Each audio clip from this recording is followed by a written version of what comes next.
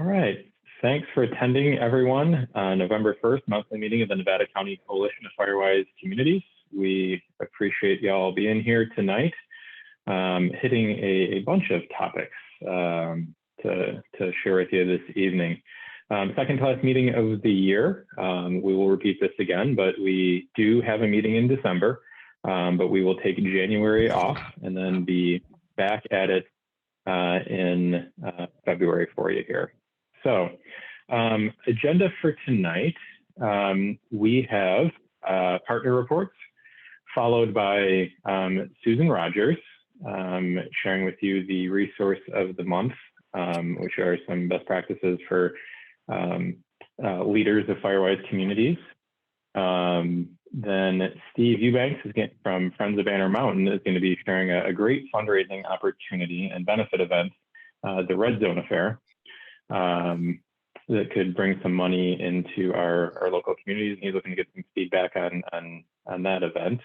Then we have a video on the current research about how homes ignite during a wildfire. Then Sharon Allen from the Lake Wildwood Firewise community committee will be sharing more best practices around some of their communication. Have a really robust website, do a really great job of getting info out to their community. And then hopefully there's time if we can stay on track. I've got an update about what's going on with homeowners insurance. Obviously a hot topic all the time here in NorCal, but there has been some changes. Most of you have probably read about them in the news. And I just wanted to hit on what that means, what it doesn't mean, and a whole bunch of questions that are unanswered. And then we're going to open it up. We're hoping that many of you stick around for our community forum. We want to hear from you what you need in the new year and how we can support your practice. And then our next meeting will quite obviously not be August 2nd. It will be December 2nd. We're hoping to bring you an update on the vacant parcel ordinance. Scott, that would actually be December 6th. December 6th, the first Tuesday. Oh, yeah. 6th.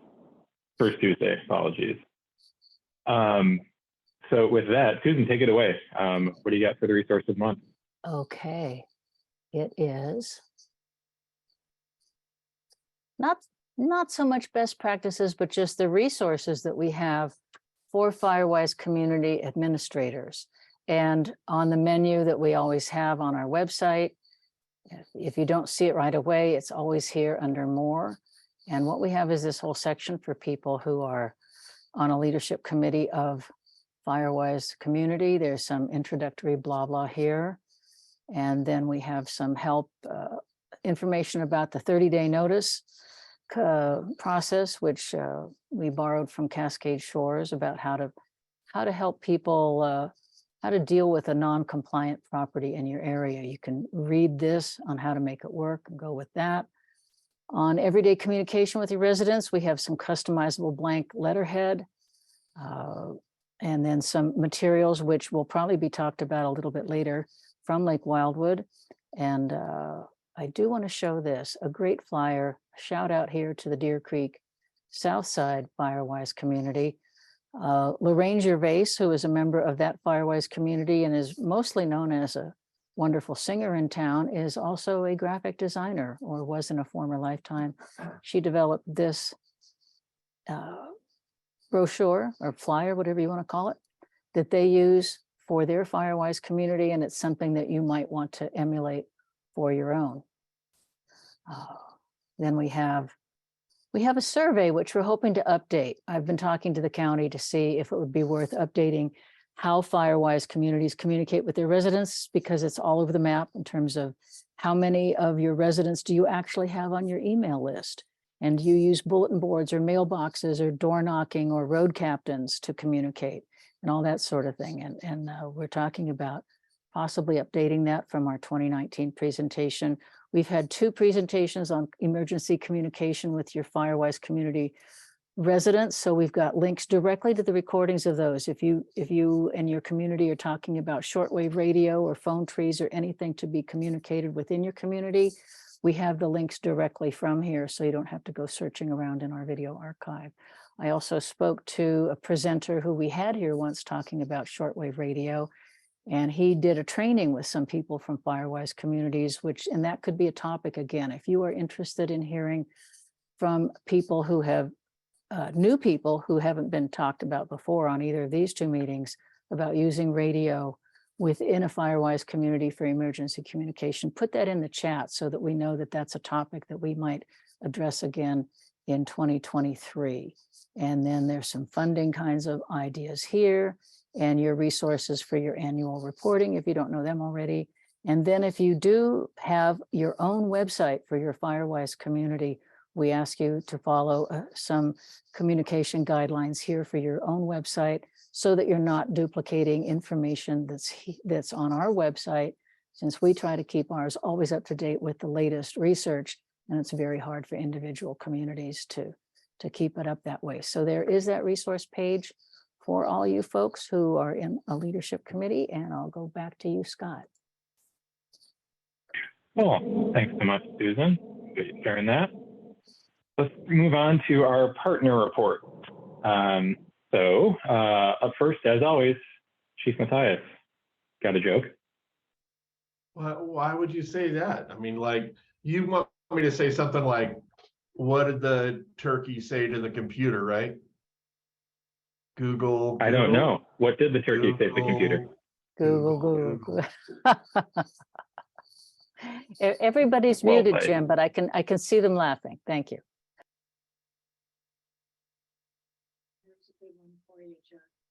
You are muted. I don't know how but yeah, floor is yours. Yeah. Okay, so I'm back off. Okay, so now that we've had the best joke you've ever heard, let's move right along to talking about the weather. If anybody that's been outside, there's that nasty rain that Virginia likes so much. We spent some time talking about that, and I know that we need it, and I love that we need it, and I love that we're getting it. I just don't like it because for many, many reasons. Gets my car dirty, gets me wet, but there's a lot of good that comes from it. So let's go with that part. Let's talk a little bit about activity, where we're at this year. We're down 3,159 acres from this time last year. So that's really good news. As of October 30th, we're also down 46 fires from where we were this time last year. So all of that's terrific news. So if the rain can keep that up and we can reduce our fires, then that's great. If you look at the forecast, we're getting snow over the summit. We've been to multiple car crashes on I-80 in the snow, so be real careful if you're going up there this weekend. Looks like that rain is going to continue for about a week of 50% chances of rain.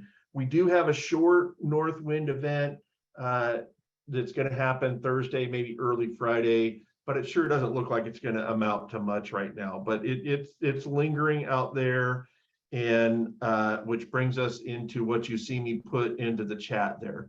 It is not time to start burning yet. We still have a burn ban on. We are reacting rapidly to the fuels and the moisture in the fuels, and probably I would assume next week, but I can't guarantee anything, that the burn ban will be suspended, especially when we start getting into that frequent rain day after day. So we're looking to see what this little storm does, what happens tomorrow, and then we're going to make adjustments from there. But we are still in a burn ban. I want to make sure that everybody understands that. So far, I've counted 7 times where our fire engines had to leave and go check people's burn piles.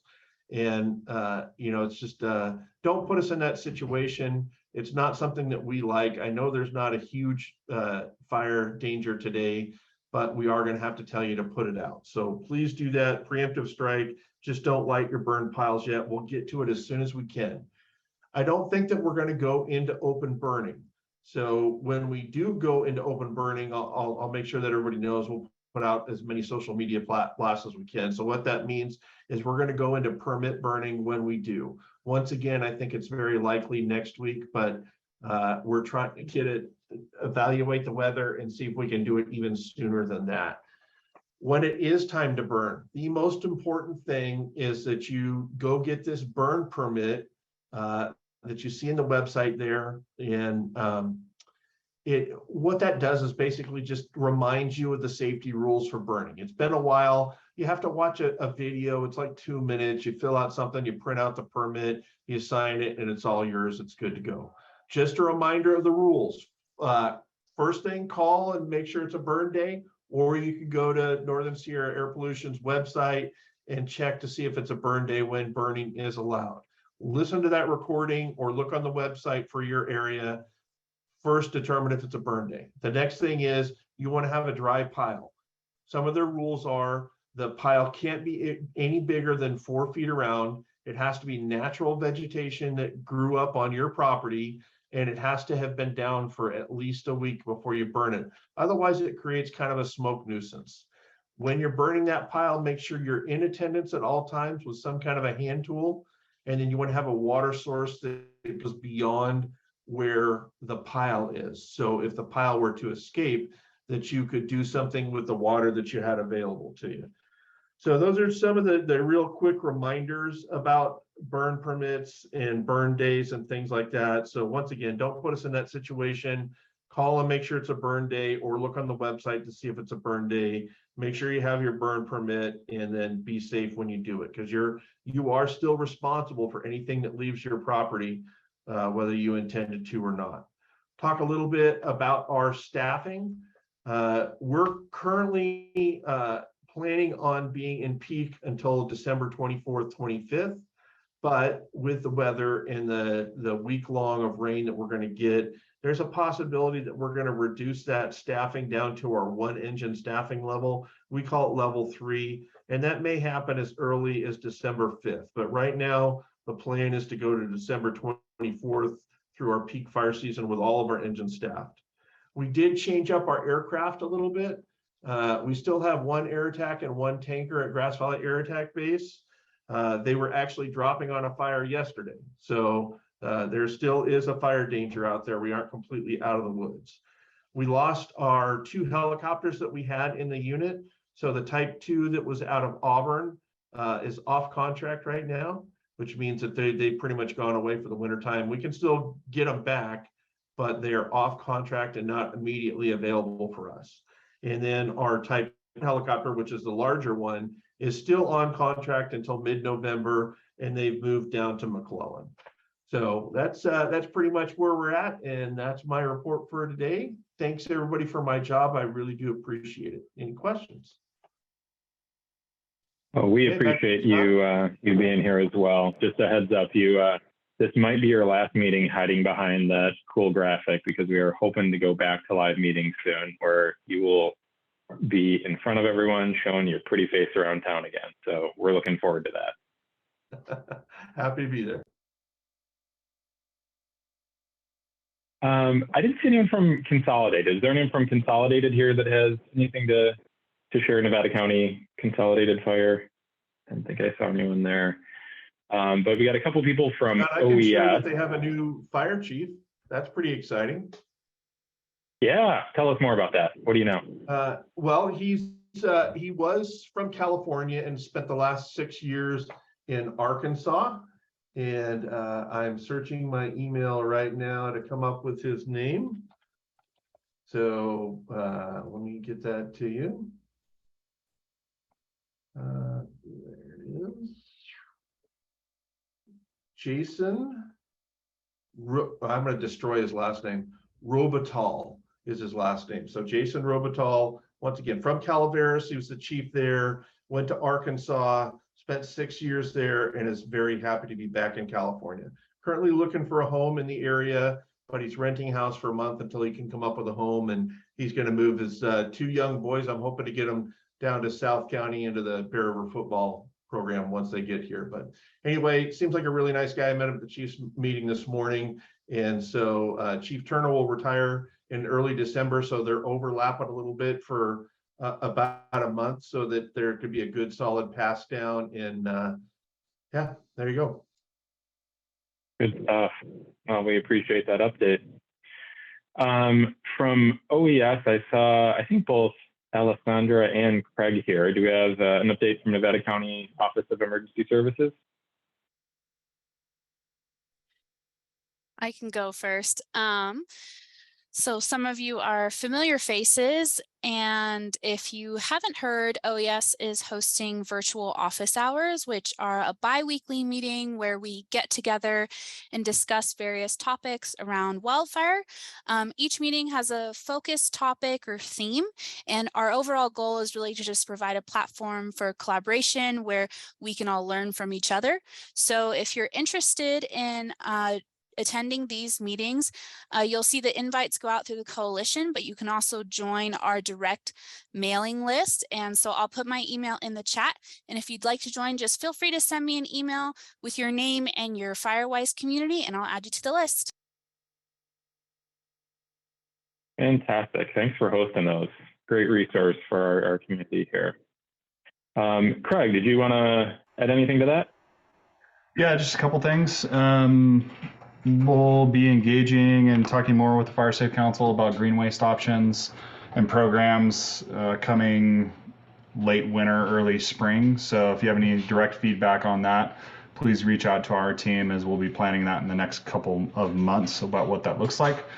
Been meeting with BLM leadership and some legislators to start talking about getting them to do more work or some work on their parcels, especially some of the priority parcels we have throughout our community. So we'll be meeting with BLM leadership bi-monthly for the inevitable future and putting hopefully some more pressure on them to actually get some things done.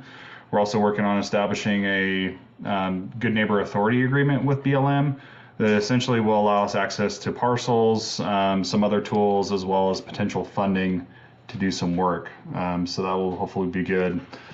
And over this next year, hopefully we can get that done. Our South County Shaded Fuel Break project is underway, or will be underway shortly.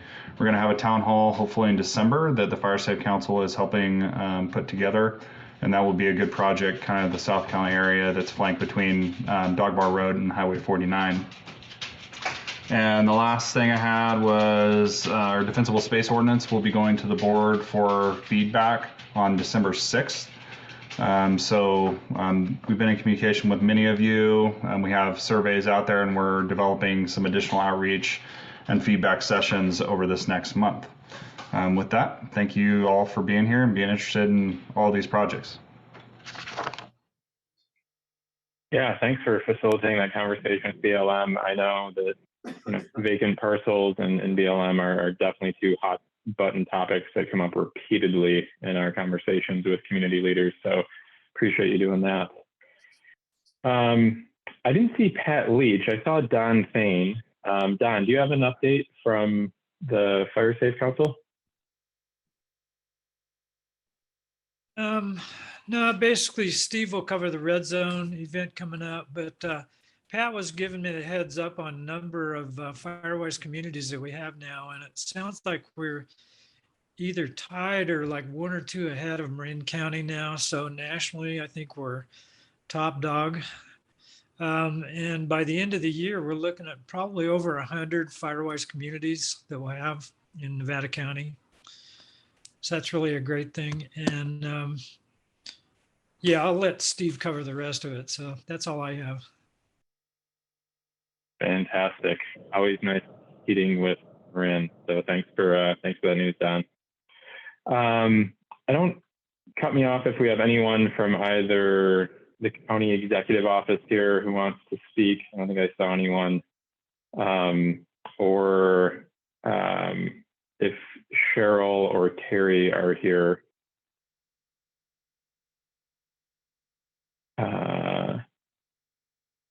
If not, I think that's it for our partner report. And I'm going to hand it off to Steve Eubanks to talk about the red zone affair. Steve, what do you got for us?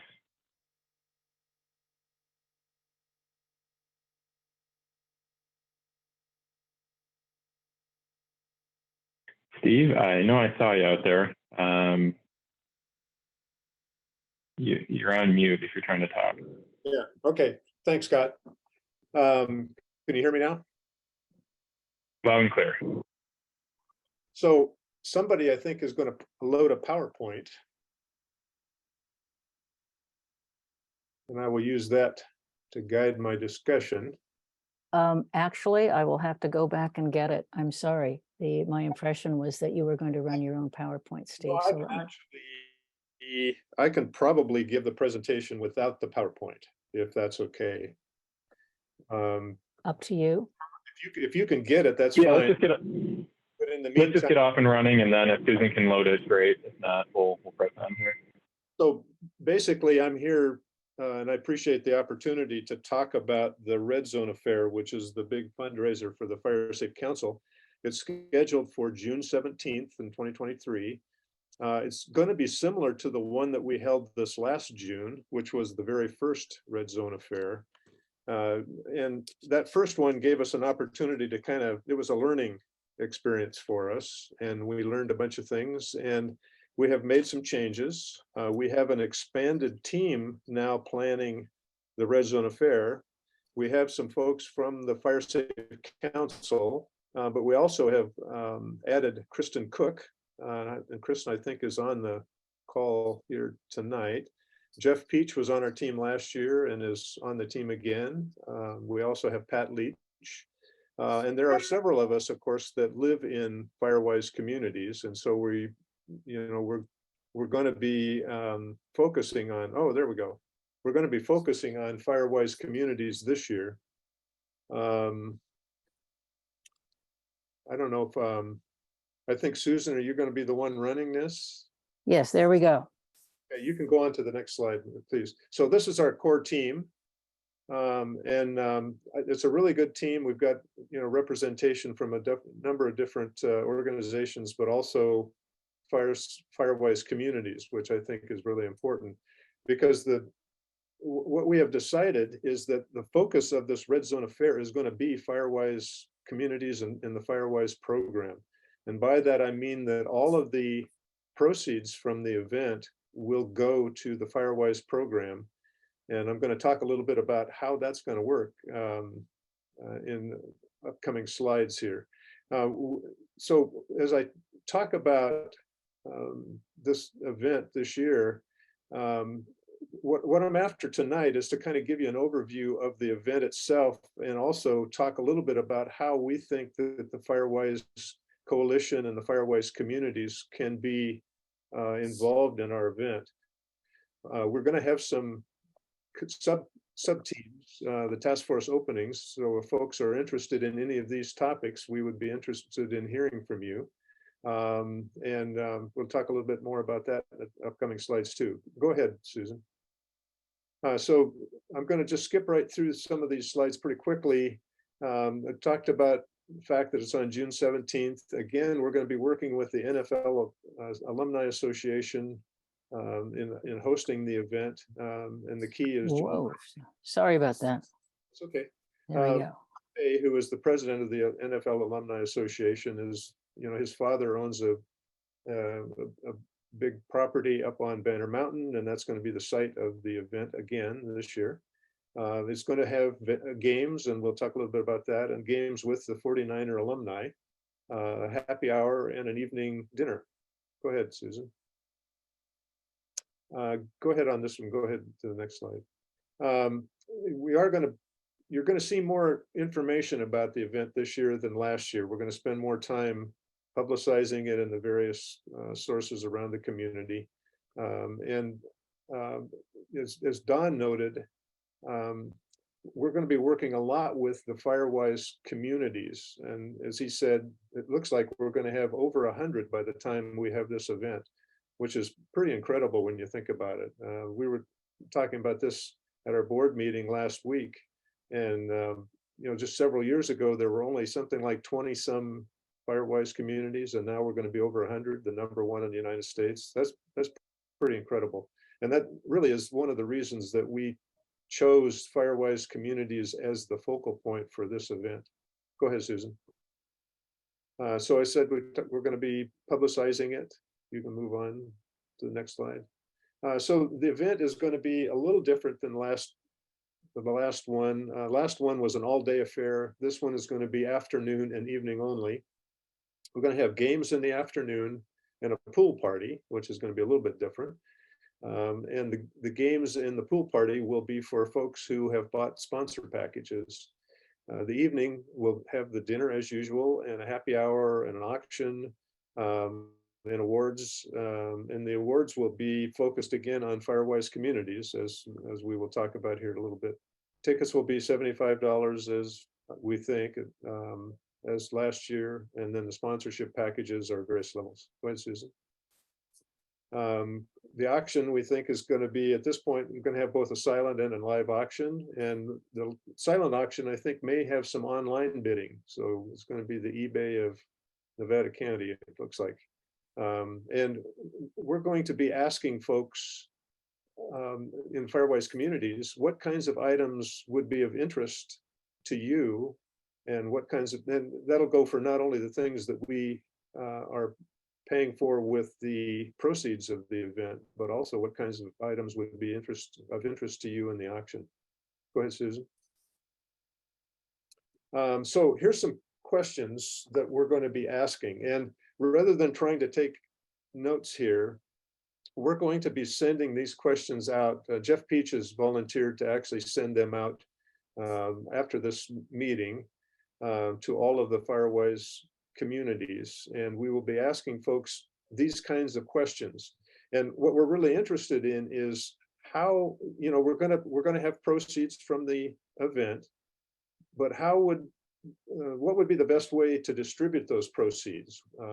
Would it be through different kinds of competition, micro grants? There's all kinds of things that we have kind of kicked around as a committee, but we'd like to hear from you. What would be of the most interest and the most benefit to your communities? And so these questions will be coming out to you later, and we would appreciate hearing back from you. And I think Jeff is going to be the clearinghouse for the responses back, and then those responses will then come to the committee who's doing the planning. Go ahead, Susan. These are just some examples of how the proceeds might be distributed. I mean, there could be anything from, again, some kind of a lottery. There could be prizes from the games. There could be all kinds of things that lead into the distribution of the money. We've even thought about having at least part of the money maybe going to competition in the games amongst Firewise communities. Firewise communities having teams at the games. So, you know, again, we want to hear from you. What do you think? Go ahead, Susan. So just more of the same kind of things here, the questions and the things that we want to hear from folks about. And, you know, put on your thinking caps and give us your best input. Susan, go ahead. So you can also contact me, Jeff Peach, or Kristen Cook if you want, and those addresses will be coming out in Jeff Peach's information after this meeting. And again, the real key, and there'll be all kinds of things coming out later that we will be coordinating with Firewise communities on, you know, asking for help, maybe finding sponsors or finding folks who are interested in volunteering for the event, those kinds of things. But the key at this point is that we really want to get your feedback and your ideas on how best to make this a Firewise community event, something that will, you know, this could be an annual thing that we take on for this Red Zone affair. It could every year be focused on Firewise communities if that's what we decide. But we really want your feedback, and so please take time to think about it and maybe talk amongst the folks in your Firewise community to get their ideas. And that's all I have, unless folks have some questions. Thank you, Susan, for doing that. We did have a couple questions in the chat. Where can you buy a ticket now to give to someone for Christmas? The tickets are not available yet. They will be probably in December or January. And they will be online. There will be a link on the Firewise or the FireSafe Council website as last time. There will be a link there that people can buy either tickets or the sponsorship packages, but they're not available yet. Steve, this is Susan. One of the questions was, could she buy a ticket now for the Red Zone Affair to give to her husband for Christmas? And my suggestion would be, is Diane or anybody, since the tickets aren't available now, make yourself up like a gift certificate on your computer, and it says, gift certificate redeemable for one ticket to the Red Zone Affair of the Fire Safe Council in 2023, and wrap that up in a nice box and give that as the gift. And then when the tickets are finally available, then you just get one. So that's how you can make it a gift. Let me add to that, if they would like the graphic logo for the Firewise or for the Red Zone Affair, if they want to send me an email, I can send it to them. They could use that on. Perfect. Which leads to the next thing.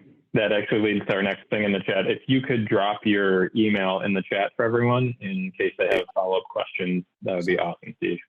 Okay, sounds good. Great. Jeff Peach beat you to it as always. Thanks, Jeff. All right.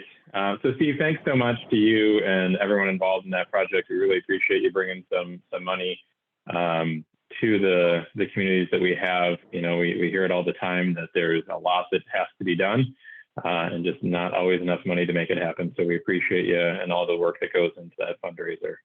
Oh, thank you. We're going to pass. Go ahead. Thank you.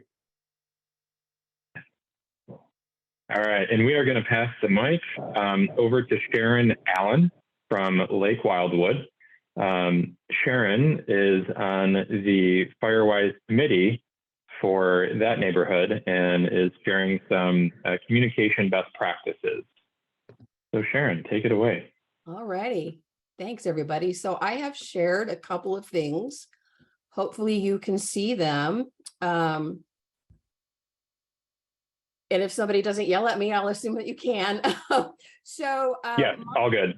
My background is, I spent my entire career in information technology, doing a lot of different things, but the two skills that I brought to our Firewise committee were technical communications, which is very bland and dry, and it's not at all persuasive, but it taught me to be very concise, and also usability, which is really thinking very, very hard about the person who's receiving a communication or who's using a website and what their needs are and what they might do next. So those are kind of the two things that helped me start this work.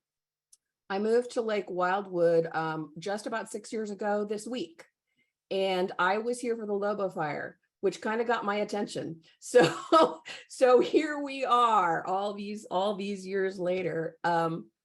So we have a whole lot of communications that we do. I'm really only going to talk to you about two of them. We have what we call an e-blast, which I'm not really wild about the term, but we're kind of stuck with it for a number of reasons. But it's basically just this mass email that goes out to everyone who has given their email address to our homeowners association administration. So that is both residents and homeowners who are non-resident. So that may include people who live here who aren't homeowners, like renters. It goes out once a week from March through November. And we kind of follow the sort of typical pattern, ready, set, go. So in the early part of the season, we're focusing on defensible space. And then we start talking about evacuation preparedness, and then more about situational awareness of paying attention to what's going on around you. We also have some custom videos that were created specifically for Lake Wildwood residents, but that have a lot of good information in them that are probably useful to other folks as well. We've got posters that go up at our entry gates. We have a wide variety of community meetings and festivals. We have articles in the Wildwood Independent, and we have a subsection of the association website, which you will see shortly. So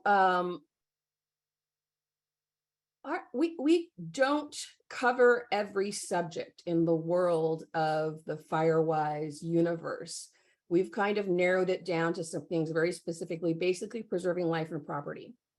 So, while it is probably useful to have your valuables in your go bag, we're more concerned that you just have a go bag so that you don't delay your evacuation. So we won't write about the things that you should put in your go bag. We will write about, you need to have one so that when the time goes, you can just go. We focus very much on those three topics of a defensible space, situational awareness, and early evacuation is a really big one for us. I think it is kind of everywhere, but we have a somewhat unique situation in a very large community with just 2 really main exits. So getting everybody out of here, it is time consuming. So if you think you're in danger, or if you just need extra time to go or whatever, we're kind of really advising people, don't wait for an evacuation order if things are getting dicey. And then we have some other things, like we've really been trying to emphasize the idea of collective responsibility, like the choices that you make about your property affect others. So, you know, if you don't really care if your house burns down, like, I don't know why you would, but if that's where you are, you have to realize that that has an impact on other people. So if you don't clean up your yard, that's just not just a risk to you, it's a risk to the people who live next to you. So we have, I think, a charter or some kind of, you know, lengthy document that says what our committee is about. And one of the pieces, the script in there was that the purpose of our communications is to educate members on these best practices and to encourage them to apply this knowledge in a timely manner. I was like, okay, that sounds pretty good. It's pretty broad. What that implies as a behavioral change model is if you give people encouragement and you give them information, they're going to change their behavior. So let's test that model. So information, excess weight is bad for your health. Encouragement, you should lose weight equals weight loss. I'm thinking that doesn't work very well. It probably takes a little bit more than that. So we started digging down into kind of, you know, what makes people change their behavior.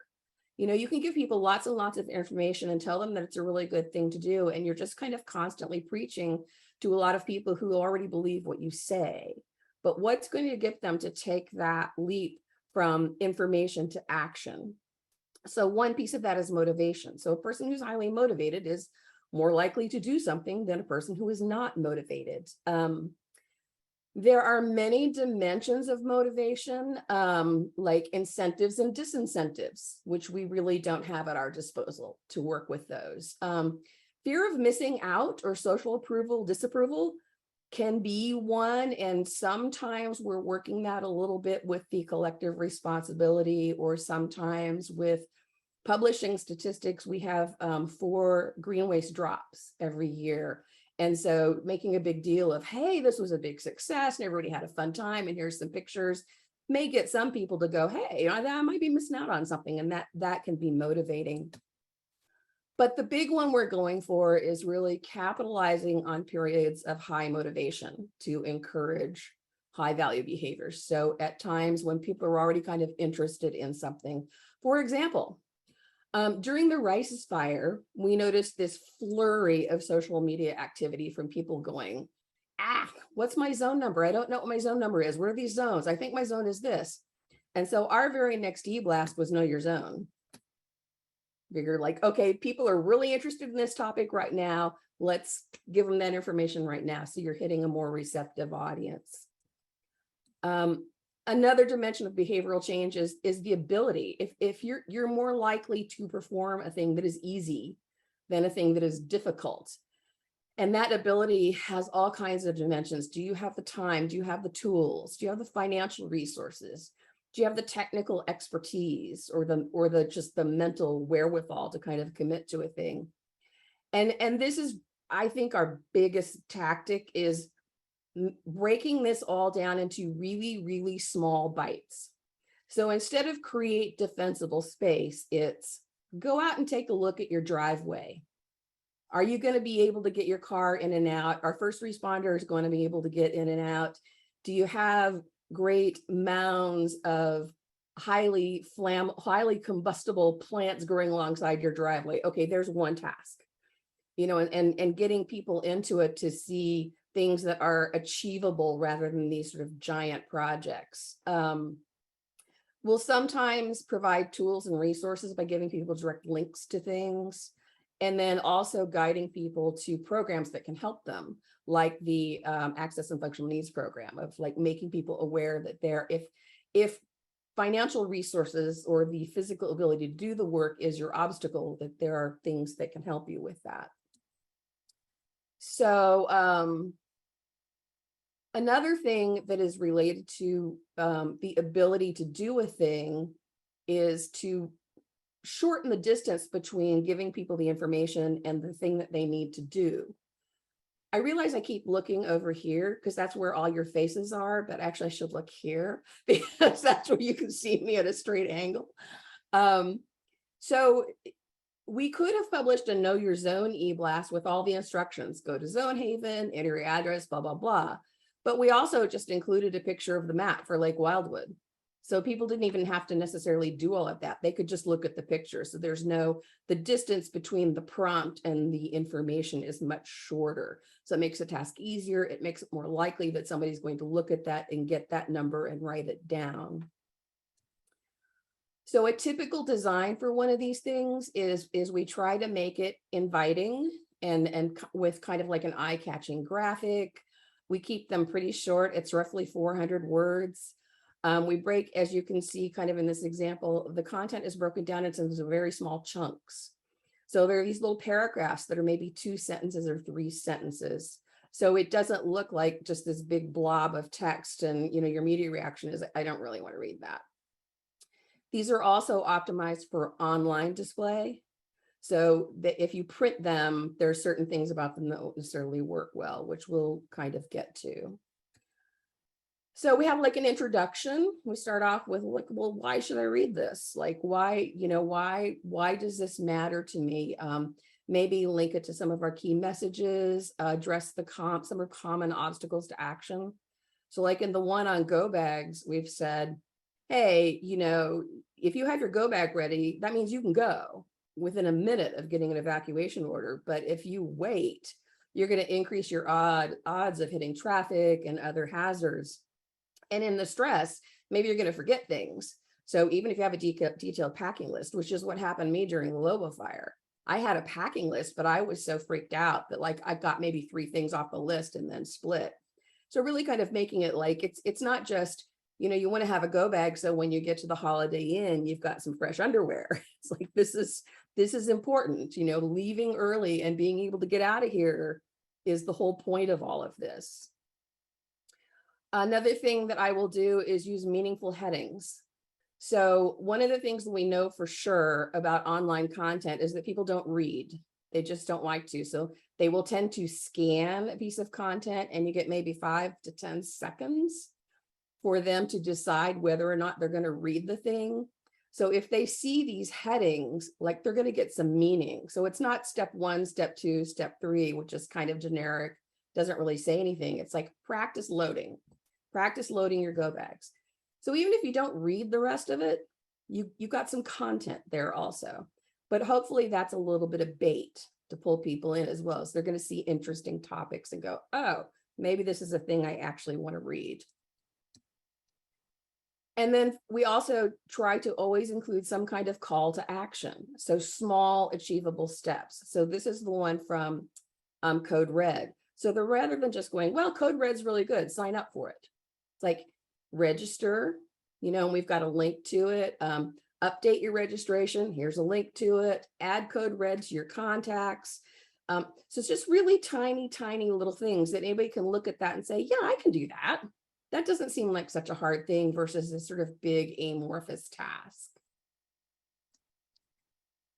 And then often we will include links to additional resources. So for instance, we're not going to get into all the nitty gritty of the spacing of trees on a slope and just say, hey, it's important. And here's where you can go and look for the details.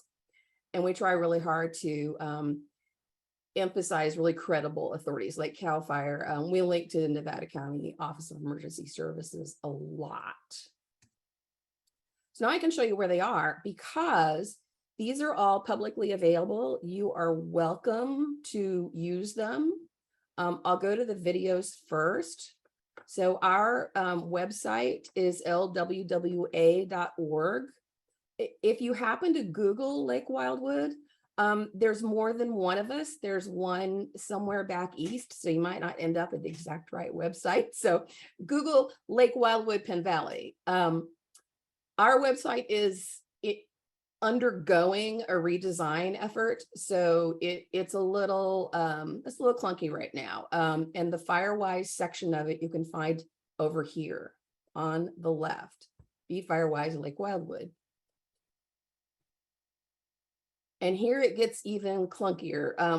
It's really kind of not been maintained regularly for the last couple of years because we've known that this redesign has been kind of in the works for a while. So we've just been kind of throwing stuff on there. But the first one I want to show you is the videos. So it is under here, Guide to Firewise Quick Start Videos. And this is where we have all the videos that we have created. I'm still looking over there. I would just drag you guys over here and then I will look at you in the middle and that will work better. So most of them are quite short. Most of them are like, 6 minutes, 8 minutes, something like that. There are a couple that are a little bit longer, but we've tried really hard to keep them in small digestible pieces. There are a few resources that go along with them. These are hosted on YouTube on a private channel. So once you click this link, you'll just end up on YouTube and it'll work the way YouTube always works. It's just that if you went directly to YouTube, you wouldn't be able to search for them.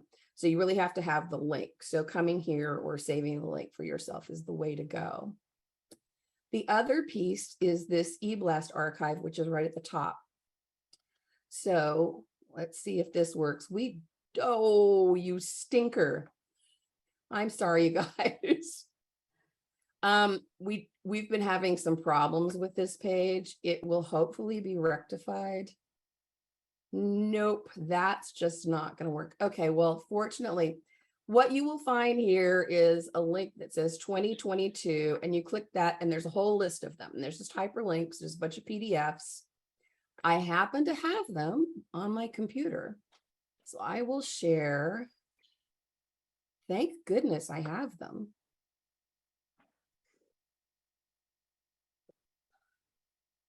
Hang on.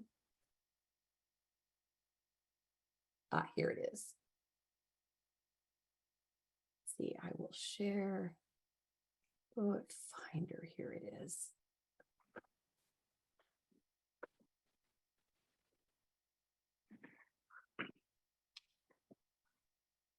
Okay, so let's take a look at Know When to Go. So can you guys all see this? Yes. Did I share properly? Thank you. So this is just kind of what they look like. There's usually sorry, we cannot see the newsletter. Like, I mean, it's small. Oh. We're actually looking at the Finder from your computer and your file structure. Oh, I know why. Okay. Okay. Technical difficulties. I need to share this. But it's and all just for been. pacing, you got That's more about like it. 3 minutes left here on the clock. Okay, I'm nearly done anyway. So it's just one example of how one looks. It has our branding at the top and some plain text and some hyperlinks, nothing fancy. You are welcome to use these, download them. If I don't get the website fixed up, you've got my email address, so you can find me I can figure out a way to send you a big zip file or I can put it somewhere where you can get access to it. But you can either just use them yourself or you can copy and paste this content and use it for your own publications, whatever you like. I will say that if you copy and paste, you will only get text, so you won't get the graphics. And something like this hyperlink, registered for code red, all you will get is the text for that. You won't get the actual hyperlink. So there's a little technical fooling around that you may have to do for that. But if anybody needs help with that, you can give me a holler and I can certainly help you with it. And I think that's kind of it. Well, that was some really good stuff there, Sharon, and a lot of information that our community leaders can use to get the word out to neighbors and people that they're trying to work with. So really appreciate you sharing that. Excellent. Yes, thank you. We've got, I'm gonna hit a couple of quick questions in the chat. Both of them have been they're a little more specific, and I'm just going to answer and say they've been done before. So up top, there was a question from Ray about vegetation. There are diagrams on our website and those resources. I'd show you to previous meetings where we've addressed specific rules on ordinance. And then you're more than welcome to escalate that to the authorities and whoever is managing those spaces. And then a question that came up during this from Carissa, you know when to go, but where to go. This goes back to scouting your route. Know every which way out of your neighborhood. Every fire is different. So no one anywhere is going to give you a roadmap in advance saying this is where to go. And because things move so quickly, it's highly unlikely you're going to actually get that during an event. So you just need to know where the fire is at, and from there, make your decisions on where to go. And if it's safe to do so now, make sure you scout your route so that you know if they're drivable in advance. Some of us that live out in rural areas like South County, I can tell you there is a sign up on Retrack Way right now that will be closed to the public going forward. I don't know if that's going to be gated or not, but for those of you in South County who use that as a route, it's important that we all stay on top of these things so we can know what's open, but it's upon all of us to know our own escape routes. And then back to your presentation, Sharon, again, just some amazing stuff. I took only like 35 bullet points of notes here. I just want to hit on a couple of them though. A couple of your points of make it easy and attainable for those goals. I love that. So don't try to move someone 10 steps down the line in their preparedness and mitigation efforts. Get them to do one thing that's within their ability. So I'm just thinking, if you got a crew out there and you want someone to make the first step to clear their property along the roadside, say, hey, we've got, Scott and Bob running saw. Are you able to come up and just swamp for them? They're willing to do the work. Again, make it easy for the person to take that first step. It also goes back, and you hit on it, but studies have shown that one of the biggest determining factors of whether someone will clear their property and do the work is if their neighbors have done the work. Of course, not true 100% of the time, but that subtle peer pressure is definitely a thing. And the psychology behind it is they've found some underlying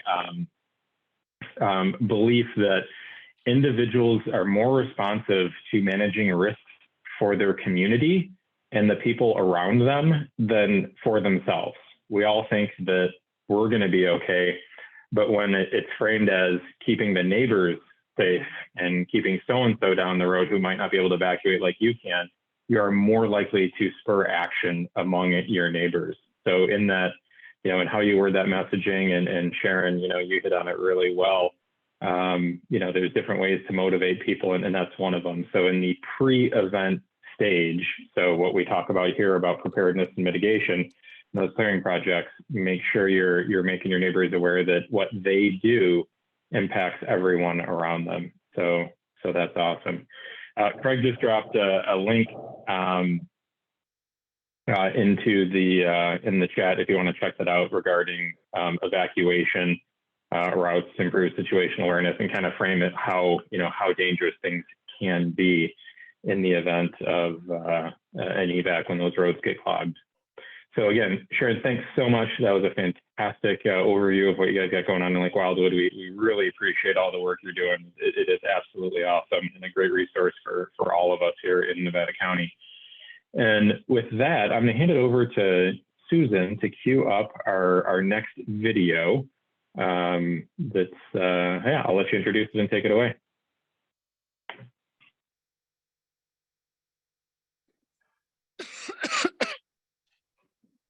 Susan, you're muted. Lauren, you are not.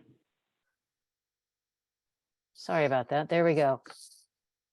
This is from the NFPA and it's linked from our website. Whoops, hold on.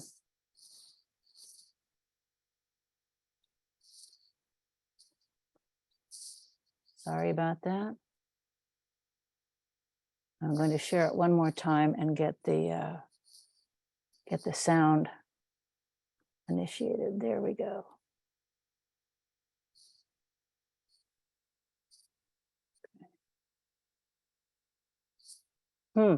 Where is the video?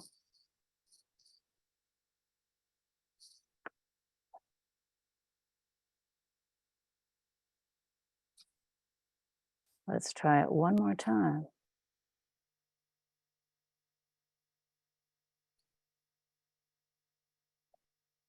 There we are.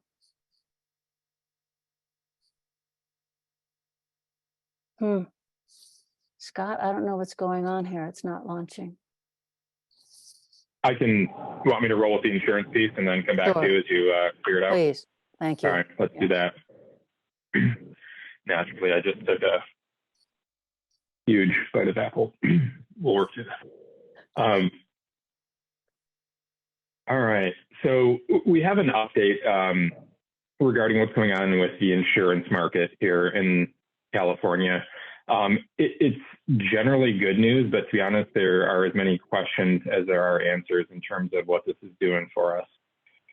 So the title of this section, we're going to call it Home Hardening and Its Impact on Insurance, and update on homeowners insurance in California. So this presentation was originally set for, I don't know, like 9 months ago or something, and it just got squeezed out of programming, and there's been a major update since, so we're coming back to it. I want to cruise through these first couple announcements. So what happened was way back in 2020, the insurance commissioner, Ricardo Lara, stated that he was going to use his authority to protect consumers in the future of a sustainable insurance market in our state. The background, the insurance commissioner in the state of California has the authority to approve or deny rates for admitted insurers. Admitted insurers is just the industry jargon for companies that do business in California. Like that office, the office of the insurance commissioner can literally allow companies in or decline their admittance to do business here, and then they have to approve their rate. So this was a while ago. What came out of it was an intent to establish home and community hardening standards. There literally wasn't even like the accepted language for some of this, which sounds a little crazy. We talk about this stuff all the time, you know, in this group, but yeah, it needed to be created. So they gave us a definition of home hardening. Then called for insurance companies to support efforts of home hardening and community mitigation safety efforts, basically recognizing the work that many of you are doing because it's not baked into your rates. What typically had happened is you have very, very high-end carriers. So if you have a, 6 to 25,000 square foot home, you have carriers like Lloyd's of London, Fireman's Fund, or the private client group within many companies like AIG, who send an individual underwriter to walk around your home, see what walls the art is hanging on. Is it exposed by the sun? They look at every nitty-gritty detail like that, including, what fire, mitigation efforts you've done. And when you pay $40,000 a year for your homeowner's insurance, they can afford to have someone drive from the bay up to your home and do that work. The problem is when you're an insurance company, the middle market carriers that many of us use, State Farm, Allstate, AAA, Progressive, et cetera, when you're paying $2,500 per year, they can't have someone spend half a day or a full day walking around your home taking pictures, because the cost of doing that in the follow-up analysis, basically eats away any potential profit they would have. So what the insurance commissioner is saying here is that we need all companies to do that regardless, because at the time of this press release, May 13th, 2021, only 13 of the carriers even offered discounts, and they were pretty vague. They weren't necessarily underwritten for the individual home. So the follow-up to that in the spring of this year, at the end of winter this year, was proposed regulations that they had titled Safer from Wildfires. And tell me if this looks familiar. 3 steps. 1, protect the structure. They gave 12 points, which include a Class A fire-rated roof, 5 feet of an ember-resistant zone, zone 0, right? We're calling this now. Non-combustible 6 inches at the bottom, upgraded windows, enclosed eaves. We spoke about this before, right? 2, protecting the immediate surroundings, clearing vegetation, removing combustible sheds and other outbuildings. That was a new one for me. And then defensible space compliance, I don't think I have to tell you what that is if you've been part of these meetings for a while. And then working together as a community. So you need to have a community with a clearly defined boundary, with a plan for a lot of things that you already have, right? I mean, they go and they actually name Firewise USA communities in good standing. So they've come up with this, with this measure. And basically what I'm saying is congrats if you're, in a Firewise community and you've been doing the work and you've been, part of these meetings for the last several years. Great work, Nevada County, you're ahead of the curve. This program could potentially reward you for that work. It was pretty conceptual in nature back in February when they made this press release. But literally, like at the beginning of last month, it was in September, they submitted the Safer from Wildfire framework to the Office of Administrative Law, which is the last step before something becomes, goes into the California Code of Regulation, which is a fancy way of saying law. It's the last step before becoming California law. So as of October 7th, this is happening. So that Safer from Wildfire framework has to be implemented by insurance carriers if they want to do business in the state of California. I grabbed a couple bullet points here that we're including down below, and that is insurance carriers have now 180 days to submit new rates, meaning rates that are based on that individual underwriting standard of home hardening. They must disclose an insurance risk score. So every household gets an insurance risk score, and that has to be transparent. So you as a homeowner, it's not just, if you're familiar with some of the maps that we've had Chief Mathias and others go over with the severity zones, it's not just that, it's all the other factors that were mentioned in those 12 points on the last couple of screens must be taken into account. And you, if you disagree, if they don't give you the credit that you think you deserve, then you can push back and request an audit of that, of your insurance score if you think more work has been done than you're getting credit for. So conceptually, like, this is great news. Like, this is what we want. I mean, you're all out there, on burn days, you've all loaded up the piles and taken it to green waste. You've had the contractor out to change the soffit. I mean, you have all been doing this work for a long time. And again, in concept, it seems like this is great news because it's going to it's going to mandate the insurance carriers to credit you for that work. They're going to have to see how much they're crediting you for that work. So that's the big news. What I can't tell you, because I don't know, and I couldn't get any answer to this, is how does this impact insurance carriers placing policies? Because if they're saying, yes, we're giving you a 5% discount for your zone 0 clearing, a 2% discount for zone 1, we're giving you an 8% discount on because you're part of this amazing Firewise community, but they're still rating the broader area as super, high risk. I don't want to steal an official term like high severity, but just like in general, if they're saying the whole area where you live in rural Nevada County per se is really risky. Like, did that, 2, 3, and 8% discount, did that just bring you down, from $50,000, to $41,000 for a premium? I can't get any answer if there's any mandatory provisions to force carriers to to write policies in your area to get off of the Cal Fair Plan.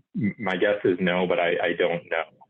So I have some calls into the commissioner's office. As you might suspect, they're getting bombarded both by individual residents, leaders and organizations like ours, as well as the insurance industry is perhaps not the happiest about this regulation. So more to come. Again, I'm just making sure you're all aware of it and knew some of the basics. But unfortunately, don't have too much more additional information other than I call out to answer your question in the chat. This is state of California. If you are an insurance company doing business in the state of California, this applies to that insurance company. So if your home is in California, then that applies to you, whether or not you're actually part of a Firewise community.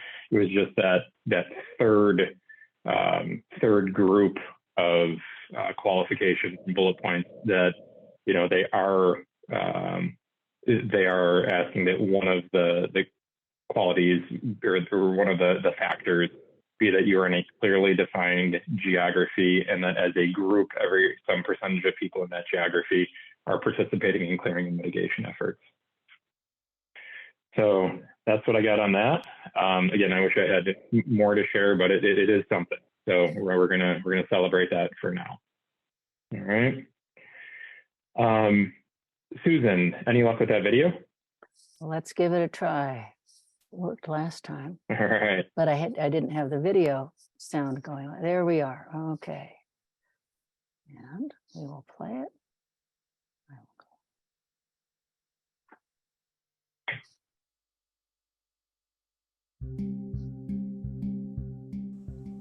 Uncontrolled, extreme wildfires are inevitable. These are the conditions when wildland-urban interface disasters occur. The hundreds to thousands of houses destroyed during a wildfire. Does that mean that the wildland-urban interface disasters are inevitable as well? No. We have great opportunities as homeowners to prevent our houses from igniting during wildfires.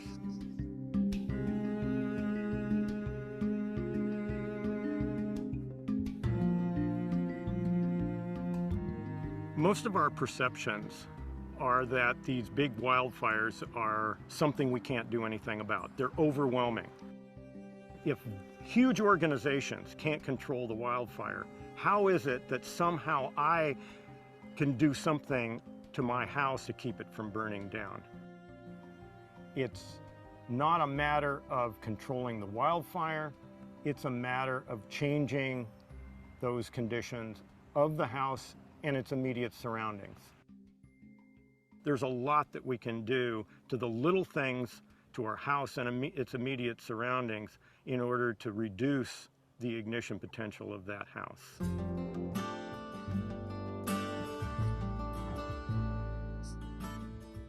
I'm going to do an assessment on this house for its ignition vulnerabilities. The assessment is what all of us homeowners can do. Currently, we're not in fire season, but it's getting hot and it's getting dry, so this is a perfect time before the smoke's in the air to do this assessment. The great opportunity we have as homeowners is that we can do the little things around our house to keep our home from igniting. We can actually separate our house from the extreme wildfire. We don't have to rely on the control of the extreme wildfire in order to keep our house from burning down.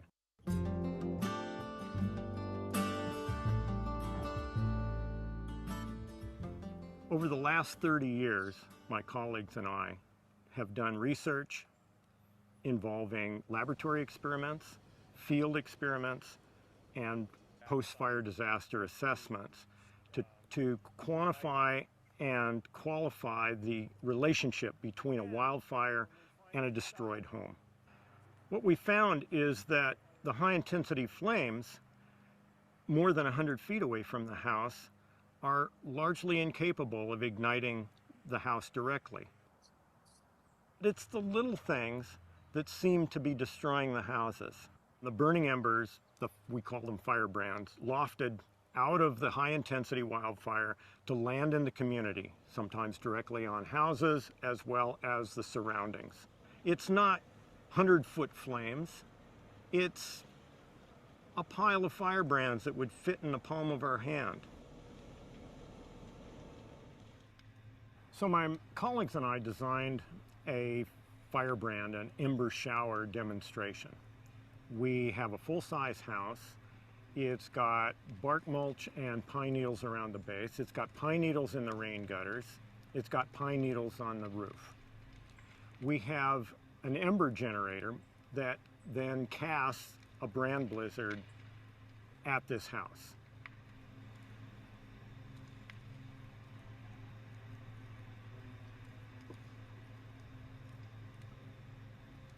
In order for those firebrands to be effective in igniting the house, they either have to ignite the house directly, or they have to ignite something around the house that then can spread to the house.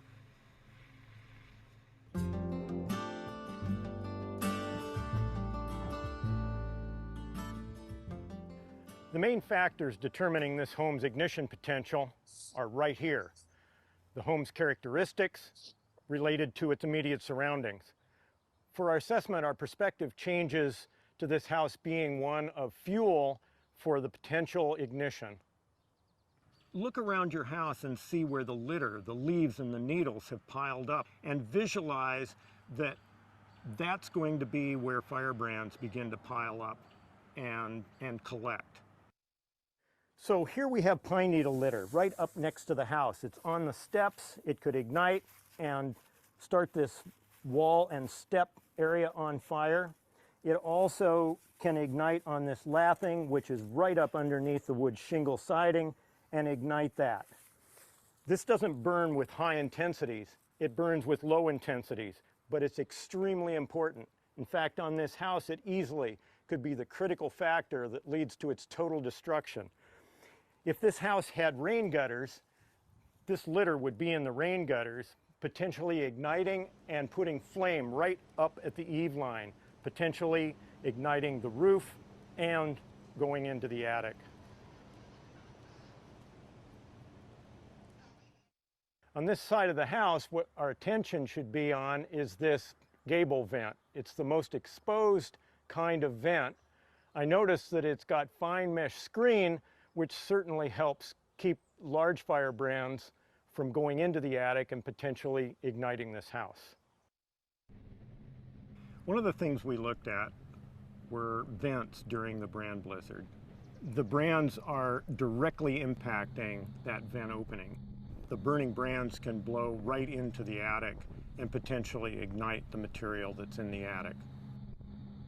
The remedy is simple. All we have to do is use finer mesh screen to cover the openings. One of the important aspects that we demonstrated was that you don't have to have a metal roof in order to keep the house from igniting, from firebrands. What we showed was that any roof that doesn't ignite and spread fire can survive the brand blizzard. So as we previously demonstrated, composition shingle roofs with pine needles on them don't represent a significant ignition problem. But look here, we've got a wood-sided wall coming down to the top of the roof where this needle deposition, when it ignites, is going to put flame contact right on the side of the wood wall. This results in flame contact and high ignition potential, resulting in the destruction of this house. The house includes more than just itself if there are outbuildings that are close enough to ignite and spread to the house. So maybe we have a shed or we've got a chicken coop, which then can burn long enough to ignite the shed that's next to that, which then ignites and burns sufficiently in order to ignite the house. So we need to be as concerned about the surroundings of our outbuildings and their condition as we do our house.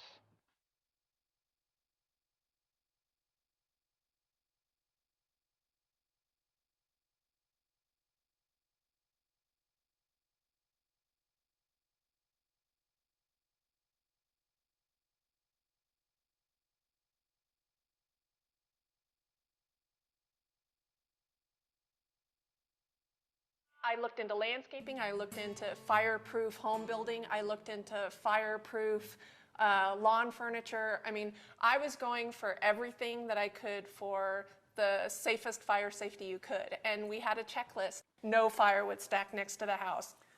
All of our lawn furniture was fire rated. I wanted to feel like if there was a fire, we had the absolute best chance possible of us and our house surviving. So some of the little things that begin to get a house during an extreme wildfire from the firebrands are, for example, something as simple as a broom being left out. Flammable deck furniture, where we've got flammable cushions on the furniture on the deck next to the house. The cushions ignite from the firebrands. They ignite the deck railing, which is connected to the house. We put 3 foot of rock siding all the way around up the house, as well as in our landscaping 3 feet out of crushed rock. We talked to people. All it took was one thing, a firewood stacked in the wrong place, or lawn furniture caught fire on their porch. One tiny little technique that wasn't followed. Well, knowledge is key. The more you know, the more you can increase your chances, and not always does that have to cost money, right? It's just knowledge. It's still a shock to go through a fire, but to come back and see your home, right? That's such a good feeling.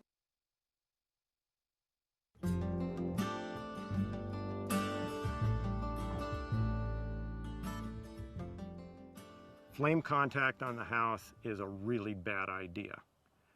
What we want to make sure of is that we don't get flame contact on the house. We don't have a fire burning across pine needle litter, for example, and making direct contact with the house. But that only takes 5 feet around the house in order to keep the flames away. Let's take a look at the surrounding area of the house. Adjacent to this wood wall, we've got these green shrubs. So the question is, are these green shrubs a big problem, and do they have to be removed? Well, as long as we've got green foliage without dead material, we're pretty good. But if we take a look, we've got dead material in the canopy, and we've got dead material deposited under the wood wall. What we want to do to keep the shrubs is to prune out all the dead material within the canopy as well as underneath in order to keep the wall and the shrubs from igniting.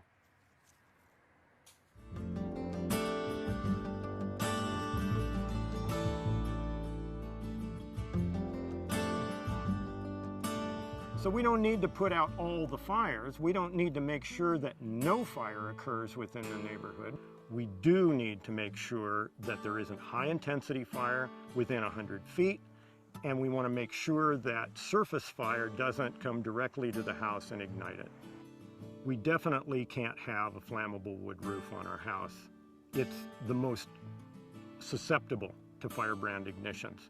But there are many things that occur on a seasonal basis. Cleaning up the litter around the base of the house, out of the rain gutters, making sure that we've swept the deck of pine needle litter and leaves, and making sure that our firewood piles aren't on the deck, and making sure that we've cut the grass and not having things right up next to the house that can burn. We've just taken a look at this home, but it's obvious that every home and every property are going to be different. That's why it's very important for us to seek information so that we can find the vulnerabilities to ignition of our own homes. Remember, if your home doesn't ignite, it doesn't burn. You've got to act now to address these little things long before the fire ever starts.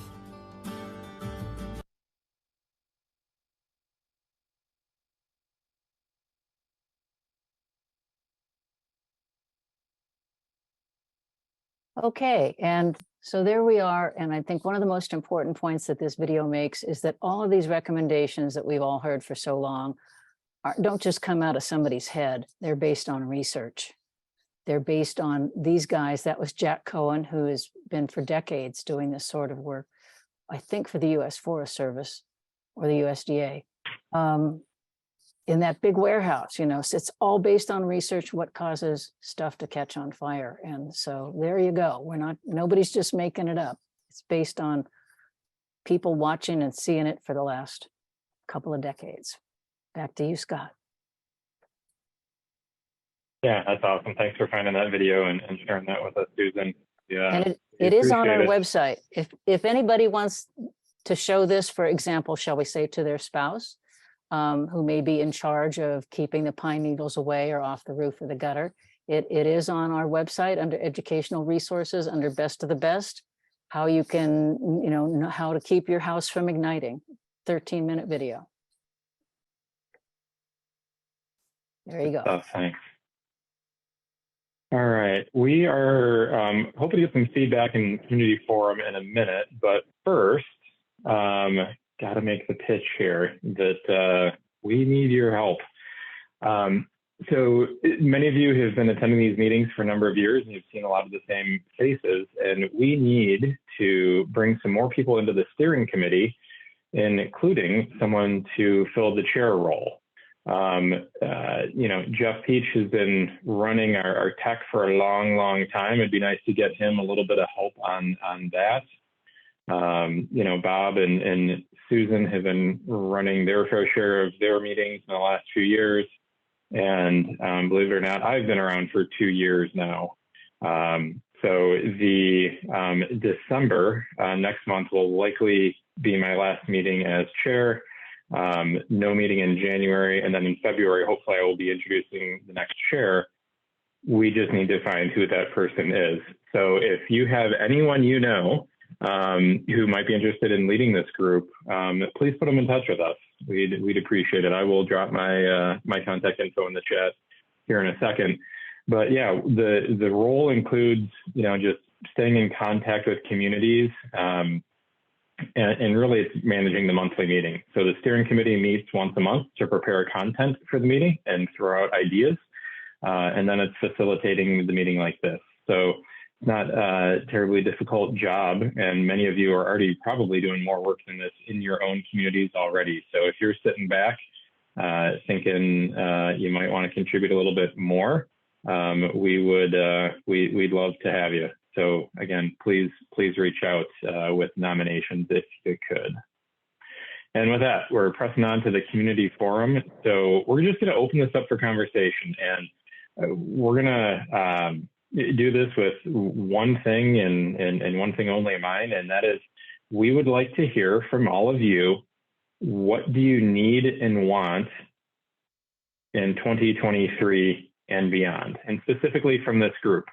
So keep in mind that our mission is to educate and advocate for you Firewise communities within the scope of an unincorporated nonprofit. So we know you all want PG&E to keep the power on all the time, Verizon Wireless to the backside of North San Juan, 5 terabyte speeds of data to little town of Washington. But again, please keep it within the scope of the mission of this organization, which is local advocacy and educating the communities. So with that, I'm just going to open it up. What do you want to see in 2023 and beyond? Hey, Scott, this is Kent Reese with Firewise Committee in Cascade Shores, and I'd like to share something. Okay. Can you hear me? Loud and clear. Okay. So I want to address a frustration that we have out here, and it may be kind of a group problem solving exercise as well for somebody who has some ideas. The campfire was a scary evacuation situation with people driving through what appeared to be walls of fire, getting out of there. That really was a wake-up call for all of Nevada County, as you know. Even more so for Cascade Shores, because maybe not everybody knows this, but Cascade Shores became the poster child for our vulnerability with the picture of our exit route that appeared in the Washington Post very soon after the Paradise Fire. And that really got people agitated out here. We had a great big meeting at the firehouse. People wanted to know how we can more safely evacuate. They expressed concern that we have just 2 ways out. They're parallel roads, Banner Quaker Hill Road. That was the one that was featured in the Washington Post. And we also have Pasquale. And they go the same way, and they're running just about parallel. If those roads get swamped with fire, people are asking, well, how can we get out of here so that we can't be trapped? The idea is, can we get over the Scotts Flat Dam? to the other side of the lake, to the NID campground, and then move on up to Highway 20 to get out of here. So we would have another different direction to go in. We've worked with NID. We even made a presentation to their board about it. They're very, very concerned about the safety of the dam. They have some regulations from the federal government about making sure that the dam can't be a source of sabotage. They're worried about the potential for liability with people jumping off the dam into the water. They've got it all fenced off down there, and they've got fences in the access road going down to the dam. And they have some keys, other people have keys.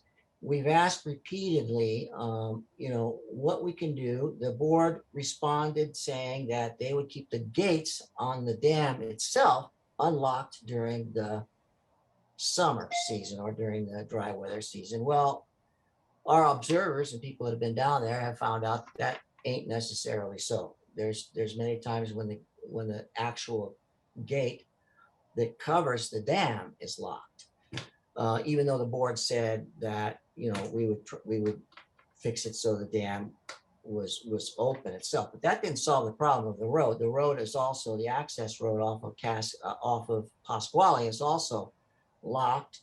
They have keys.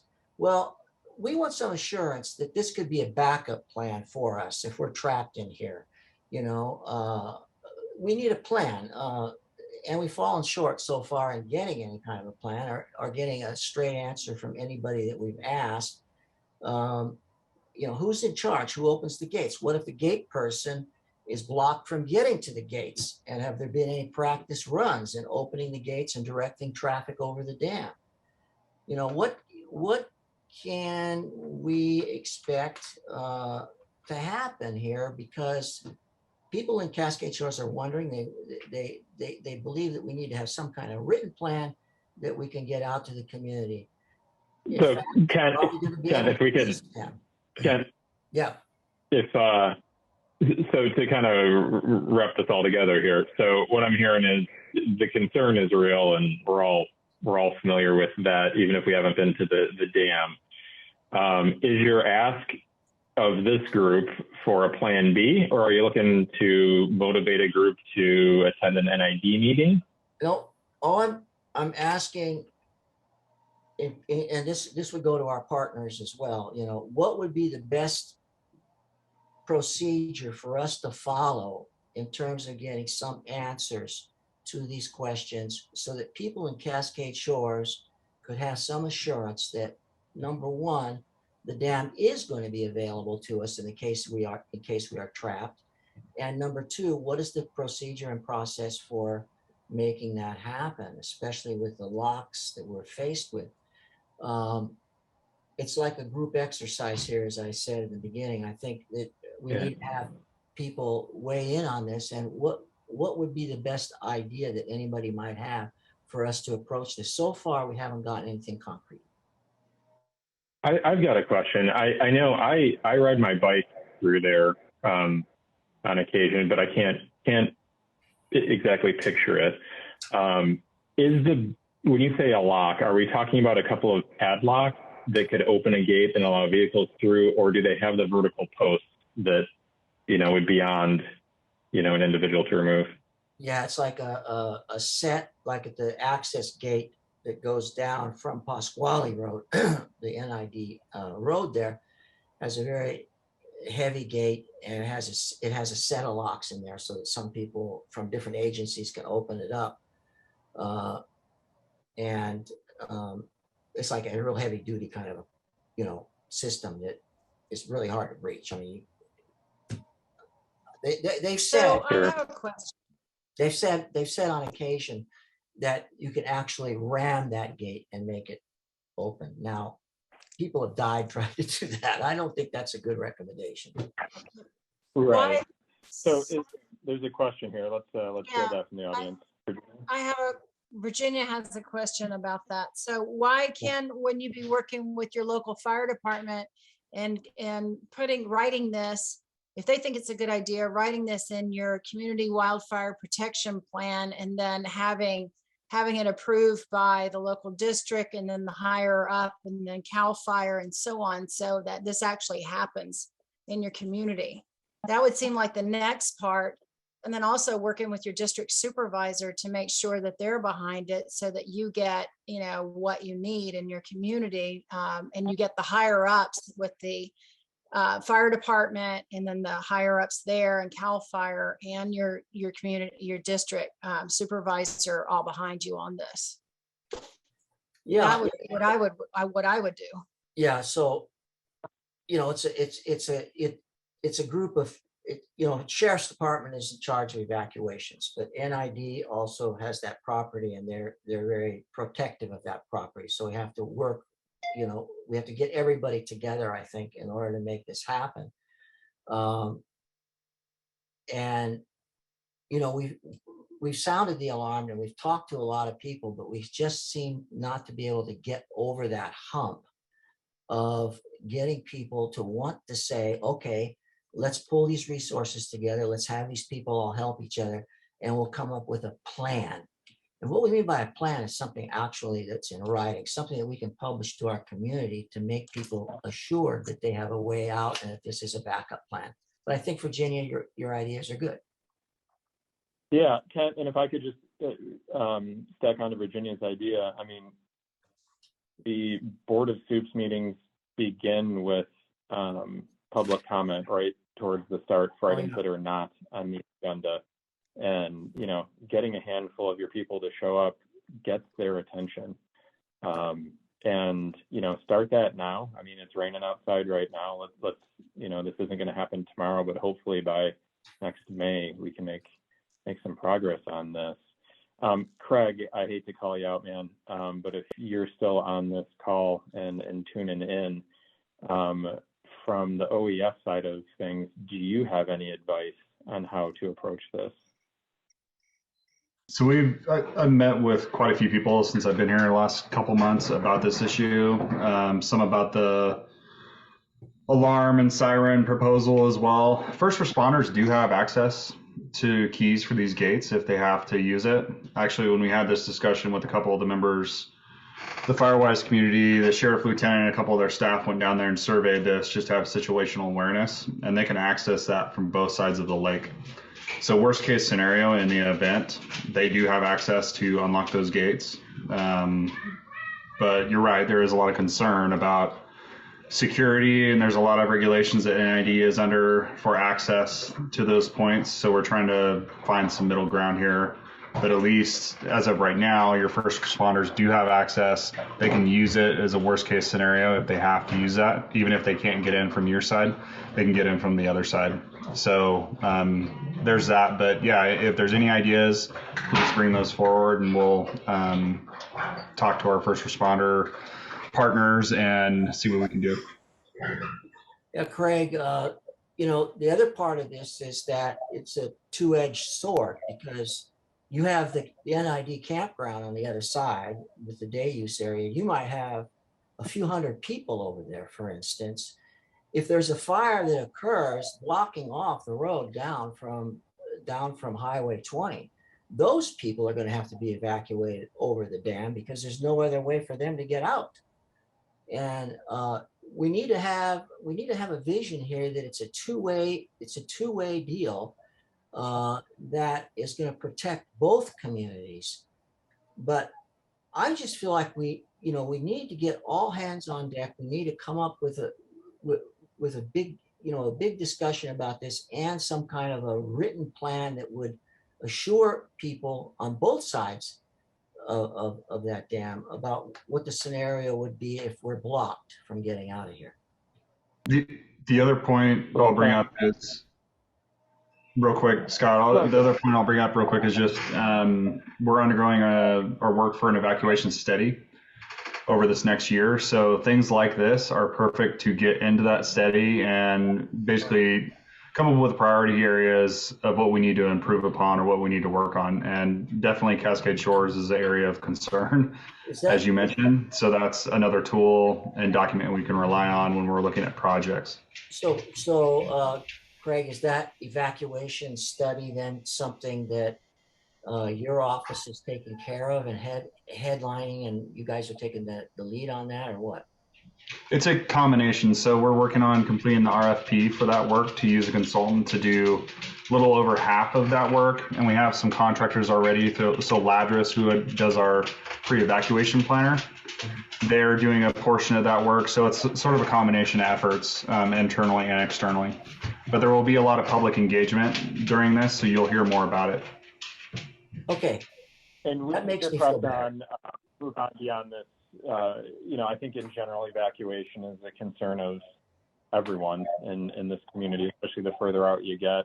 Ken, I would just add two things. Remember that there was in back-to-back, I believe, to-back meetings, a call for data like this. So hopefully you have already given this to the Nevada County Transportation Commission. Though they do not have control, they do have influence. So hopefully you put this marker on their map, as well as 10 or 20 or 150 of your neighbors. So if that did not happen, you might want to reach out to them as well. Mm-hmm. And then my second and final comment is that I keep and you know, this is not to be taken out of context. This is for dire emergencies of life and limb. But I do keep a master key in the back of my hatchback. It's a 4.5-inch battery powered disc made by Makita. And if it comes to it, I would rather pay the fine and deal with the consequences later than be stuck. So take that for what it's worth. Yeah, I've heard that. Yeah, you're familiar with said master key. Yeah. So yeah, thanks for the comments, Kent. We'll keep this conversation going. Let's hear from another neighborhood. What else do you want to hear from us in next year? Scott, I know that Phil Horning had something that he wanted to bring up. Phil, are you there? And you can unmute. Can you hear me? Yes. Okay. Go ahead. Go ahead. I'm the leader for the Willow Valley Firewise community, just east of Nevada City. So I've been starting to review our action plan that needs to be revised next year. And I've had experience working for the Forest Service with fire, but I'm not an expert in fire. So I asked one of our neighbors that's a member of our Firewise community. His name is Terry Anderson, and he's a retired fire captain from Alaska State Division of Fire and a Type 1 incident commander. I asked him to review our 3-year action plan. So he recommended a new action focusing on fuels and fuels reduction and tree removal along our evacuation routes. So last year, the county did a really good job on the very small fuels, mostly brush, a lot of blackberries and things, but the trees above 4 inches, maybe 6 inches and larger, are still really heavy along our major roads, which are our evacuation routes. So Terry developed a proposed action, which I'd like to read, but my point of this is not for you to review the wording per se, but bring up the question of, we assume that this is high priority to remove these fuels along our evacuation routes, but where do we get the priority and the funding to implement this removal? So let me just read the action, and then I'd like to hear some discussion about how we get to set that as a priority and pursue funding for it. So here's the action. Involve stakeholders in these areas to reduce tree density and fuels overhanging evacuation routes. These firefighting corridors are necessary for a fire-safe escape area. Widening, and here he's really meaning thinning, all evacuation routes, an additional 10 feet on either side of these established county roads will enhance evacuation routes. Eliminate all overhanging tree branches, leaning trees, and reduce close standing groups of hazard trees in this zone.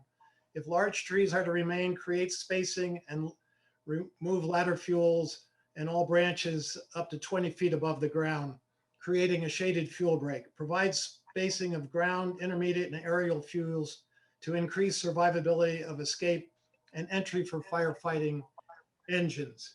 So I'd like to open that up for discussion, and Terry should be available also. He might make some comments because he's more the expert than I am. So I open it up to the folks if they can talk about priorities and funding opportunities.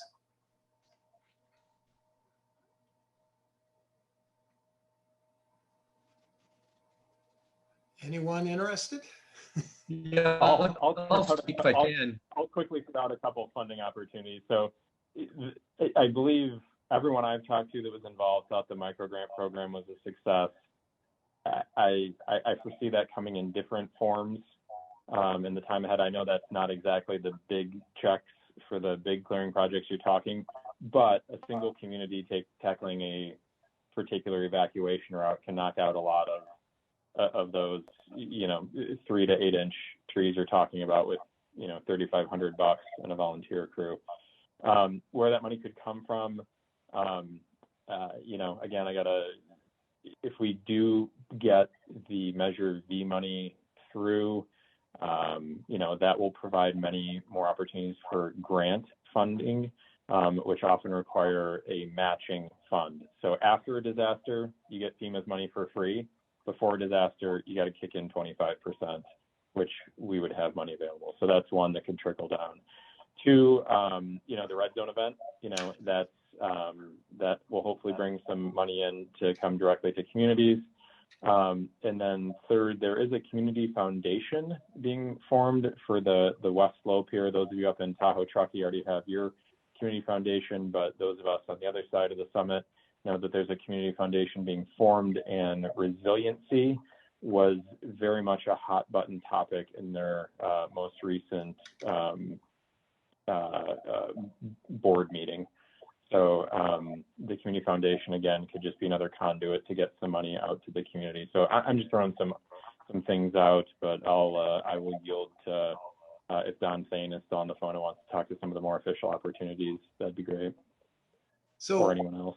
Scott, let me ask more specifically, if this Measure V passes, I'm having a hard time visualizing how priorities will be set. We're assuming that these evacuation routes would be a very high priority for funding. Is that correct? Well, I don't know that it's that granular, but remember that it is mainly for mitigation efforts, which is exactly what you're talking about. So there is some money for response, but it is very little relative to mitigation. Like this is for a whole lot of clearing and making things safer and reducing the chance of those big fires getting away, which includes evacuation, I would assume. Okay, and can I assume that this kind of action would be a high priority for most of our Firewise communities here, not just Willow Valley? Yeah, a lot of heads nodding right now. Like this is on everyone's mind. Okay, so our community's not the only one talking about this. It sounds like there's been discussion at many levels. Absolutely. There was also a meeting with the county that I was pulled into with a local fire scientist who made a strong case for moving beyond the idea of just clearing your 10 feet from the roads, but giving some real breaks to some of these main points of egress. So that conversation was had not terribly long ago, but we'll say 3 months ago. So I know that these bigger clearings or clearing in a more meaningful way is definitely on the radar of some people who are making decisions. I do want to go back because I don't know if I actually did answer the Measure V question. Measure V, there's going to be a technical advisory group. So I would assume that the fire scientists, the fire chiefs, and everyone else will be having a say in that. And of course, all those people are attending these meetings as well as the different community forums to hearing about what the concerns of the community are. Paulette? Just another. Yeah, we had CAL FIRE come to our Vineyard Lakes and Neighbors Firewise community. And he actually said our 1015 was great, but it wasn't going to solve anything. And them getting up the road, we have acres of just forest land because it's unoccupied parcels of land. And so he was talking about radiant heat 150 feet away from where the trees are, which are, 12 feet back from the road because they've done their 1015, but they don't want to take any of the ladder fuels out. They need homes for the bugs. And so we're struggling with this part up our main evacuation route. Actually, on three evacuation routes that we have would fall into this category of possibly fire trucks not even coming up the road because they can't get here. So I'm very interested in what's going to happen here.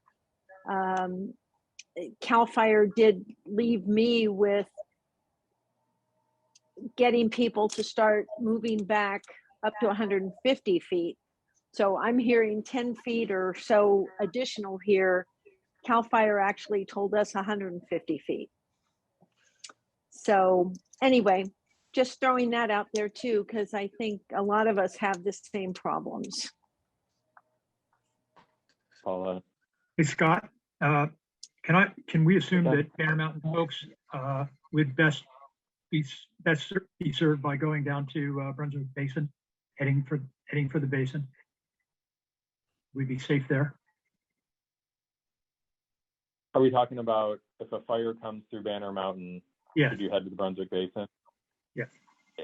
Every fire is different. So not if the fire is coming up Idaho, Maryland. So this is why in that scenario, you might need to go Cascade Shores Red Dog or all the way down to the creek and out Manion Canyon and beyond. So this is why there is no single evacuation map in the county. It's because until we know where the fire started, where it's going, at what speed and what intensity, can that question really be answered. So you should explore all those routes and make sure that you're familiar with all of them. Thanks. Phil, do you want to wrap a bow on that or any additional thoughts before we press on? When it does get time for priorities, I have a hunch if you need support for putting a high priority on taking more action on these evacuation routes, I'm sure a lot of these Firewise communities would be happy to provide additional support to put an emphasis on that priority.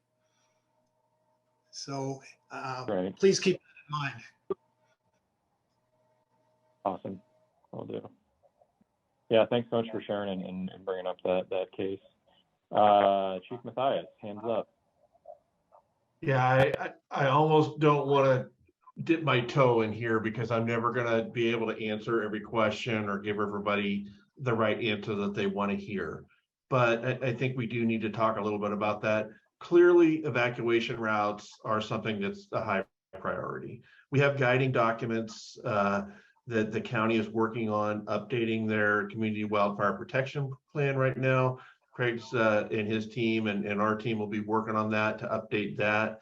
We have our 2022 fire plan for the unit, which also establishes priorities.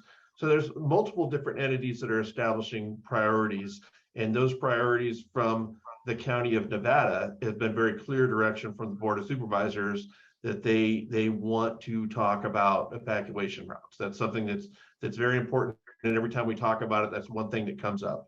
So, Mr. Horning, trust me that even though Willow Valley Road might not be one of the biggest roads in the county, it certainly is one of the roads that's important. There's a lot of people on that, but we're going to have 100 of your groups of Firewise communities here pretty soon, and it's very difficult for any entity to be able to clear everybody's specific roads. So we do have to prioritize them with the limited amount of people that can do the job and the money that's available to do it. But they are working on a prioritization list. One of the things that we always say, like, we can't make each one of your homes safe. We also can't make each one of your roads safe. So really that 150 feet that was mentioned earlier, that seems like an awful lot, but that goes in a piece of people's own property. So that's personal responsibility. That's clearing your own property. When we clear around a roadway with one of our projects, we're clearing within the right of way. So the trees that are hanging over might be on somebody's private property, and without their permission, we can't go onto their property and trim even the stuff that's hanging over the top of the road. So most of our plans for removing trees are anything that's 9 inches or smaller. And then we want to also leave a mosaic on the land, because when we do a project, we have to do some environmental concerns. There's a lot of environmental concerns. So that's why it's slow for your government entities to put together a project, is we'll have to go out and clear some CEQA if it's on state or your property. If it's on federal property, it has to be a NEPA. So there's just a lot of regulations for what we can and can't do. But I guess what I'm saying, all of this comes down to what the community can do with their own property. And that's really where it's important, is some personal responsibility, asking for help. Scott, you had some really good advice on some money that's available and some grants. And I hope I didn't muddy the waters anymore. I hope I cleared up some stuff, but it is a priority. We do have some guiding documents. It's a concern, and it's probably one of our largest concerns. We simply don't have the resources to clean every single road in every county up into the state of California annually. So hope that all makes sense. Completely, and appreciate you, Sharon, and I always, like your insight. So thanks for piping up. To me, it comes back to, it's almost a similar answer for the evacuation route. Like, is it 10 feet? Is it 150 feet? Should we just pave the mountains? It depends on if we're going to have another Rice's fire that you guys, knock out of the park and squash it quicker and less than any of the models predicted, or, go back to campfire. I mean, that thing was spotting like miles at a time, and there's just no way of protecting against that. So we got to do what we can with the best science we've got and funding to support that. So any other communities? What do you want to hear from the coalition, not just the broader county and others? What would you like in the year ahead?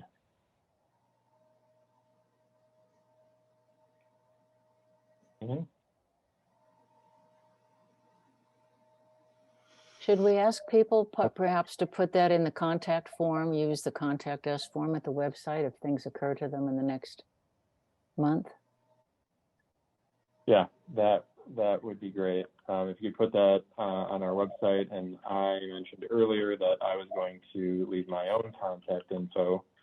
So I will do that right now.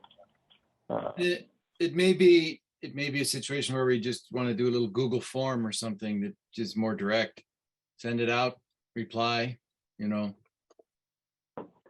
be something like that. Yeah, I agree.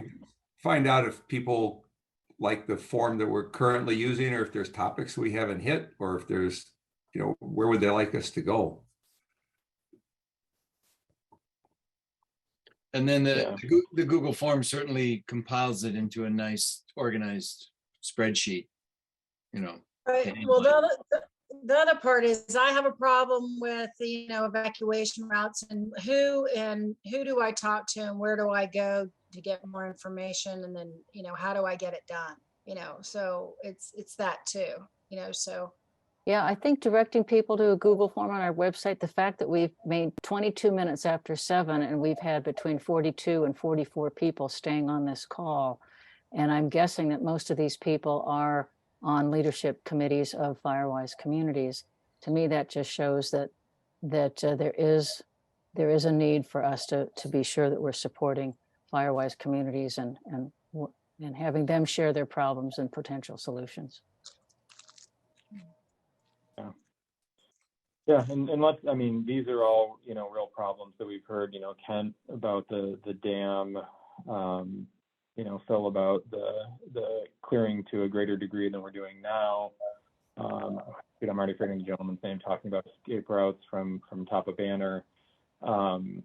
you know, these are all real problems, but I mean, geez, look at where we're at now compared to, you know, not just a decade ago, how about 18 months ago? I mean, you have all done a ton of work in your communities, have more engagement than we've ever had. You know, you drive down any road, Willow Valley, you know, Mannion Canyon, you know, Tyler Foot, and you can see the work that's being done. Like you don't need a degree in forestry to just drive down the road and see that there is, you know, a lot of clearing that has been completed by, you know, individual homeowners, neighborhood communities, the county, and some partners like Caltrans. So, you know, let's not dismiss all the great work that has been done. Always more to do, but you know, take a minute and appreciate that work that's getting done. So, if we don't have any more comments, then I think we'll call it here, and just thank everyone for attending. Maybe hang out for a couple minutes to see if anyone wants to ask anything after we stop recording. But Virginia, if you could stop recording, we'll just tell everyone we'll see you in December, first Tuesday in December, same time. TBD if we're live in person, or if this we'll do one more Zoom meeting. So thanks to all, Sharon, Susan, Steve, and all of our presenters tonight. A lot of great information, and we all appreciate the work that you're all doing and giving us a couple hours of your time tonight. So with that, have a good night, everyone. Bye now. Thank you.